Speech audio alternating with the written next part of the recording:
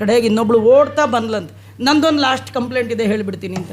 ಹೇಳಿಬಿಡು, 11:30 ಆಯಿತು, 12 ಕಾಲ ಮುಗಿಸ್ಬೇಕೆಲ್ಲ, ಪೂರ ಕಥೆನೇ ಮುಗಿಸ್ಬೇಕು ಹೇಳು ಅಂದಾಗ ಅವಳು ಹೇಳ್ತಾಳೆ, ಅಲ್ಲ ನಿನ್ನ ಮಗ ಹಾಲು ಕುಡಿಲಿ, ಬೆಣ್ಣೆ ತಿನ್ನಲಿ, ಮನೆ ಬಾಗಿಲಲ್ಲಿ ನಿಂತು ಕೇಳಿಬಿಡ್ರಿ, ಎಷ್ಟು ಕೇಳಿ ಕೊಟ್ಟು ಬಿಡ್ತೀನಿ. ಆದರೆ ಅವನೊಂದು ದೊಡ್ಡ ತಪ್ಪು ಏನು ಮಾಡ್ತಾನೆ ಅಂದರೆ, ಅವನು ಹಾಲು ಕುಡಿತಾನೆ, ಕುಡಿದು ಮಡಿಕೆನ ಪಟ್ಟ ಹೊಡಿತಾನೆ. ಯಾಕೆ ಹೊಡಿತಾನೆ ಹೇಳು?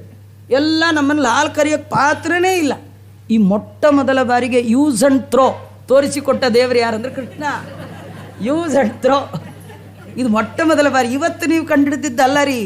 ವ್ಯಾಸೋಚ್ಚಿಷ್ಟಂ ಜಗತ್ ಸರ್ವಂ, ಜಗತ್ತಲ್ಲಿ ಎಲ್ಲವನ್ನೂ ದೇವರು ಮಾಡಿ ತೋರಿಸ್ಬಿಟ್ಟಿದ್ದಾನಂತ. ಅವು ಹೀಗೆ ಕುಡಿಯೋದಂದರೆ ರಪ್ಪ ಹೊಡೆಯೋದು. ಹೊಡೆದ್ರೆ ಹೇಗಂದರೆ ರಿಪೇರಿ ಮಾಡ್ಸಕ್ಕೆ ಬರಬಾರ್ದು.